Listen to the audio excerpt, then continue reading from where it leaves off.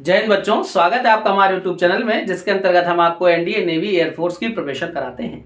जो बच्चे हमारे चैनल से जुड़े हैं वो जानते हैं मैंने एक प्रैक्टिस सीरीज की शुरुआत की हुई है, जिसके अंतर्गत आपको 10 प्रश्न दिए जाते हैं और उसे हल करने के लिए आपके पास 5 मिनट का समय होता है। इस प्रैक्टिस सीरीज के अभ्यास से आपकी आगामी परीक्षाओं के लिए अच्छी तैयारी हो जाएगी। इसी को ध्यान में रखते हुए मैंने इस प्रैक्टिस सीरीज की शुरुआत की हुई है। जैसे मैंने आपको 10 प्रश्न दिए थे, अभी मैंने आज सुबह अपलोड किया हुआ था इसका वीडियो।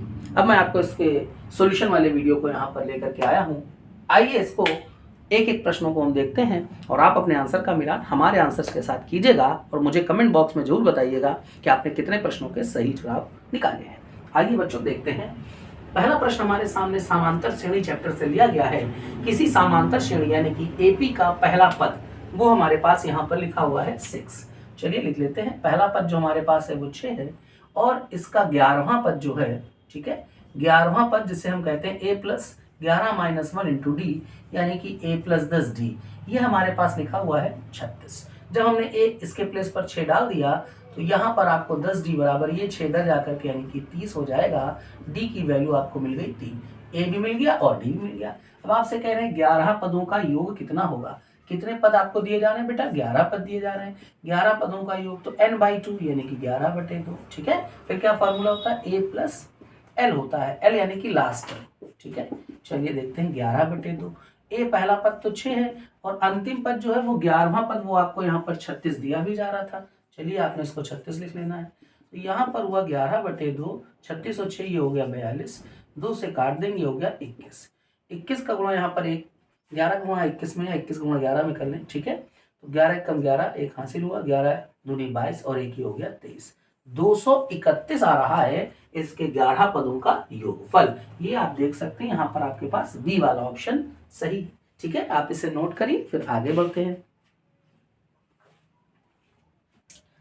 आइए बच्चों क्वेश्चन नंबर हम 2 की तरफ चलते हैं। ये सर्कल चैप्टर से वृत्त से लिया गया है। बहुत अच्छा क्वेश्चन है। लिखा हुआ है x² + y² + 6x - 4y + 9 बराबर 0। इस सर्कल पर बिंदु 6,4 से खींची गई स्पर्श रेखा की लंबाई क्या होगी? Find the length of tangent, ठीक है। टेंजेंट की लेंथ आपको फाइंड करनी है। तो देखिए बच्चों, ये मतलब इस प्रकार से होता है, जैसे एक सर्कल बना दिया हमारे पास और एक बिंदु है। तो जो बिंदु है ये आपको दे रहा है 6,4, ठीक है। और ये जो सर्कल है ये देखिए ये सर्कल बना हुआ है। आपको ये देखिए ये स्पर्श रेखा बना दी, तो इसको आप कह देते हो a और इसको कह देते हो p। तो ये आपको PA की लेंथ आपसे पूछी जा रही है। तो इसमें शर्त ये होती है बच्चों, x² y² के आगे केवल कोफिशिएंट जो भी हो वो केवल 1 हो। 1 के अलावा अगर होता है तो आप पहले उसका डिवाइड करा देते हैं। तो यहाँ पर x² y² से पहले कोई कोफिशिएंट तो नहीं, केवल 1 ही है।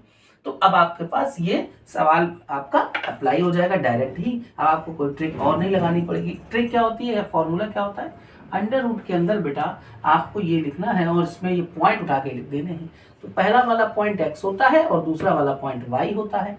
तो आपने यहाँ पर रखा 6 का स्क्वायर हो गया 36 प्लस y² y यानी कि 4 का स्क्वायर हो गया 16 प्लस 6 × 36 माइनस 4 हो गया, तो 4 चौको हो गया जाकर के 16 और प्लस में आपके पास लिखा हुआ है 9, ठीक है। अब इसे सॉल्व कर लीजिए। ये इससे कैंसिल हो गया, 36 हो गया 72, 72 और 9 जब आप इन दोनों को जोड़ते हो तो 72 9 हो गया 81, 81 का स्क्वायर रूट होता है 9।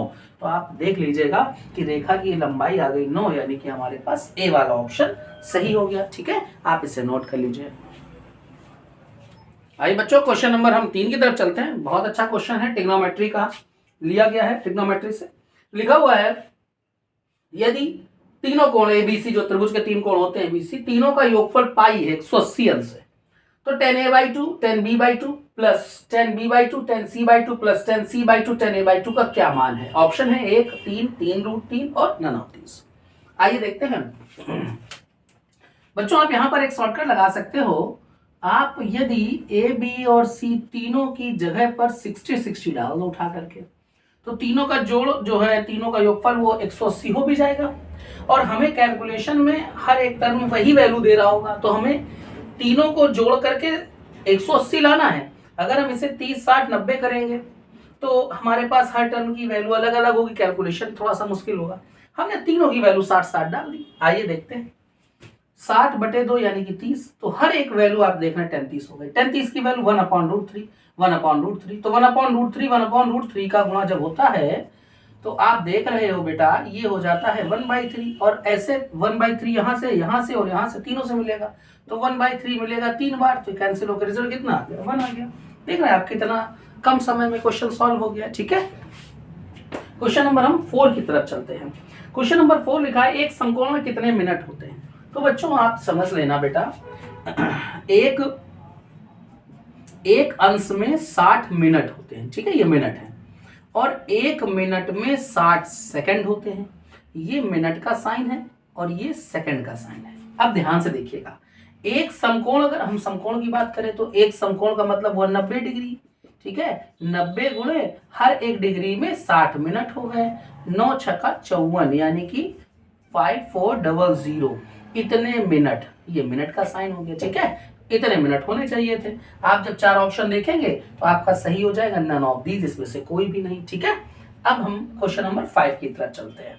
x² - 5xy + 4y² = 0 द्वारा निरूपित सरल रेखाओं के बीच का कोण क्या होगा। तो बच्चों आप देख लीजिएगा, पेयर ऑफ स्ट्रेट लाइन जो ओरिजिन से पास होती हैं उसकी जो इक्वेशन होती है combined equation, ax² + 2hxy + by² = 0 होती है। तो ये दो रेखाओं की ज्वाइंट इक्वेशन है। अब उनके बीच का अगर एंगल निकालना है tan θ = 2 √h² - ab/a + b formula. अब आप देखिए बेटा इस क्वेश्चन में a की वैल्यू, ये हमारे पास a की वैल्यू हो गई 1, h की वैल्यू हो गई -5/2, और c की वैल्यू नहीं, b की वैल्यू, और b की वैल्यू हो गई 4। ये वैल्यू हम यहाँ पर डाल देंगे। चलिए रख देते हैं बेटा, तो यहाँ पर लिखा 2 √h², h² हो गया 25/4 माइनस ab, ये ab हो जाएगा 4, अपॉन में बेटा क्या है a + b है, तो 4 और 1 ये हो जाएगा जाके 5।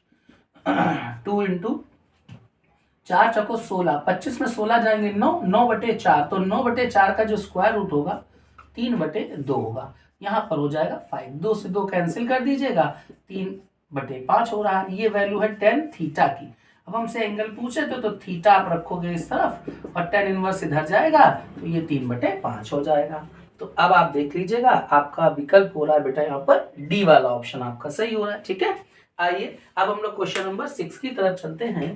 मैं इसे रफ कर दे रहा हूँ, आप इसे इसका स्क्रीनशॉट ले लीजिएगा। ठीक है, अब मैं इसे रफ कर दे रहा हूँ। तो अब आपको मैं जो क्वेश्चन नंबर बताने जा रहा हूँ 6, ये त्रिकोणमिति चैप्टर का प्रश्न है, और ये प्रश्न आपका लगभग हर परीक्षा में पूछा जा चुका है और बहुत अच्छा है प्रश्न। इसका शॉर्टकट आप देखिएगा तो बहुत इजी शॉर्टकट है। देखिए बच्चों, जब भी आपको इस फ्रेम पर क्वेश्चन कोई मिलता है, एकदम सेट पैटर्न है बेटा, cos θ + sin θ, cos θ - sin θ, या तो फिर आपको ऐसे मिल जाएगा cos θ - sin θ upon cos θ + sin θ। ठीक है, तो देखिए बच्चों यहाँ पर आपको tan लिखना है और आपको करना क्या है, याद रखना 45 डिग्री। ठीक है, 45 डिग्री। अब आप देखिए ये अगर ऊपर प्लस है, देखिए ऊपर प्लस है तो नीचे माइनस होगा, अगर ऊपर माइनस है तो नीचे प्लस होगा। ठीक है, अब देखिए अगर ऊपर प्लस है तो आपको यहाँ प्लस थीटा करना होगा। ऐसे ही बच्चों आपको यहाँ पर भी है tan 45। अब देखिए यहाँ क्या है, माइनस है, आपको माइनस लगा देना होगा, बस सिंपल सा है बेटा। तो आप देखिए यहाँ पर प्लस है ना, तो 45 में इस 9 को जोड़ देंगे, 45 और 9 हो जाएंगे 54 डिग्री। तो tan 54 आपका देखते ही उत्तर आ जाएगा, सी वाला ऑप्शन सही है। ठीक है, क्वेश्चन नंबर 7 देखते हैं। ये लिखा हुआ है, एक हमारे पास मैट्रिक्स का प्रश्न है, A बराबर है aij और यहाँ पर m/n एक वर्ग आव्यूह हो। तो अगर ये वर्ग आव्यूह है तो बच्चों ये जो m/n लिखा हुआ है, यहाँ पर ये होता है रो की संख्या, ये होती है कॉलम की संख्या। अगर स्क्वायर मैट्रिक्स की बात है बेटा, स्क्वायर मैट्रिक्स यानी कि जिसे हम हिंदी में कहते हैं वर्ग आव्यूह। ठीक है, अगर ये वर्ग आव्यूह की बात है तो वर्ग आव्यूह में शर्त होती है रो और कॉलम की संख्या आपस में बराबर होती है, तो m और n इन दोनों की संख्या आपस में बराबर हो जानी चाहिए। तो सिंपल सा है बेटा, आप देख सकते हैं यहाँ पर आपके पास सी वाला ऑप्शन सही है। ठीक है, आइए क्वेश्चन नंबर हम 8 की तरफ चलते हैं, आप इसका स्क्रीनशॉट ले लीजिएगा। अब हम लोग देखते हैं क्वेश्चन नंबर 8। क्वेश्चन नंबर जो 8 है लिखा हुआ है एफ ब्रैकेट में x plus 1/x is equal to x square plus 1/x square. आप बेटा यहाँ पर 2 ऐड कर सकते हो और 2 सब्ट्रैक्ट कर सकते हो। तो जब आप 2 ऐड करोगे तो आप इसको लिख लोगे x प्लस 1/x का होल ऑफ स्क्वायर और -2, ये -2 हो गया।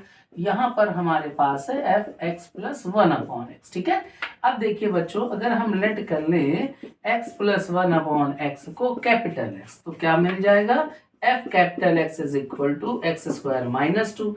लेकिन आपसे एफ स्मॉल एक्स पूछ रहे हैं तो इस एक्स के प्लेस पे आप स्मॉल एक्स लिख दीजिएगा, तो यहाँ पर भी लिख देंगे, तो रिजल्ट आ जाएगा बच्चों एक्स स्क्वायर -2। ये हमारा यहाँ पर बी वाला ऑप्शन सही है।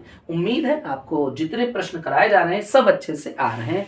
बहुत इसी तरीके से मैं आपको बता रहा हूँ, हर क्वेश्चन शॉर्टकट की मदद से। आइए क्वेश्चन नंबर हम 9 को देख लेते हैं। मैं यहाँ पर रफ करने जा रहा हूँ बेटा, आप इसका स्क्रीनशॉट ले लीजिएगा।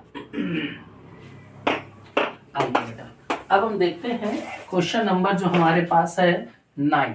ये 9 नंबर जो क्वेश्चन है, इसमें कह रहे हैं कि 2 वेक्टर आपके पास हैं, एक है ए वेक्टर, दूसरा है बी वेक्टर। इनका रिजल्टेंट महत्तम होगा, इनका जो परिणामी है वो महत्तम होगा। तो बच्चों, अगर हमारे पास ए वेक्टर ये लगा हुआ है और एक वेक्टर बी लगा हुआ है, तो ध्यान रखना ये दोनों जो हैं जुड़ जाते हैं, डायरेक्ट जुड़ जाते हैं। इनकी वैल्यू मैक्सिमम हो जाती है जब इनके बीच में जो एंगल है ये थीटा, ये 0 डिग्री हो जाए। ये थीटा अगर 0 डिग्री हो जाता है तो ये दोनों जुड़ करके मैक्सिमम हो जाते हैं। अर्थात इसका मतलब हुआ कि अगर एक पॉइंट पर, एक यहाँ पर मैंने फोर्स या कोई भी मैंने वेक्टर है, मैंने ए वेक्टर यहाँ अप्लाई किया, फिर इसी पर मैंने 0 एंगल पर मैंने बी अप्लाई कर दिया, सबसे ज्यादा वैल्यू मैक्सिमम इसी की तभी मिलती है। तो एंगल बच्चों यहाँ पर होता है 0 डिग्री, ठीक है। ये आपका ए ऑप्शन सही है। क्वेश्चन नंबर हम 10 को देख लेते हैं। ये बाइनोमियल थ्योरम प्रश्न, बाइनोमियल थ्योरम वाले चैप्टर से लिया गया है। बच्चों, अगर आप इसको जनरली देख के तुरंत आप इसको सोचे कि मैं जल्दी से इसका आंसर पा जाऊं, तो आप हो सकता है जल्दबाजी में गलत कर जाएं, क्योंकि आपने पढ़ रखा था बाइनोमियल में x प्लस वाई की पावर n। अगर ये हमारे पास बाइनोमियल है, इसमें कितने पद हैं, तो जो पावर होती है ना उसमें एक जोड़ दी जाती है, तो n+1 टर्म होते हैं, n+1 पद होते हैं। लेकिन यहाँ पर आप अगर देखें तो ये 4 है, तो आपने सोचा चलो 4 में 1 ऐड कर देंगे तो 5, हमें 5 ऑप्शन मिल रहा है। लेकिन ऐसा नहीं करना है। देखिए, पहले हम इसे सिंप्लीफाई कर लें तो ये हो जाएगा x प्लस वाई का होल स्क्वायर और पावर हमारे पास है 4। तो बच्चों x प्लस वाई की पावर 4 दूनी 8, ये हमें मिल रहा है। अब आप देखिए ये बाइनोमियल थ्योरम आ गया ना, तो पावर कितनी यहाँ पर है, 8 है, तो n की वैल्यू 8 है। तो कितने टर्म हो जाएंगे, कितने पद हो जाएंगे, तो बच्चों इसमें जो पद होंगे वो 8 धन 1 यानी कि 9 पद होंगे, ठीक है।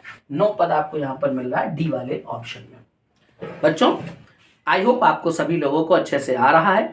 अगर आपको हमारे कंटेंट से, हमारे प्रैक्टिस सीरीज से किसी प्रकार का भी कोई लाभ होता है तो हमारे चैनल को ज़्यादा से ज़्यादा शेयर करिए, सब्सक्राइब करिए और दूसरे दोस्तों को अपने भेजिए और उनसे भी कहिए हमारे चैनल को देख करके लाभान्वित हों, ताकि वो भी परीक्षा में अच्छा स्कोर कर सके। अगर आपको किसी भी प्रकार की कोई दिक्कत आती है किसी क्वेश्चन में, तो आप हमारे व्हाट्सएप नंबर पर 9336332996 आप मेरे इस व्हाट्सएप नंबर पर मुझे मैसेज कर सकते हैं अगर आपको किसी भी क्वेश्चन में डाउट है। तो चलिए बच्चों, मुलाकात होती है अगली प्रैक्टिस सीरीज में, अगले वीडियो में। जय हिंद।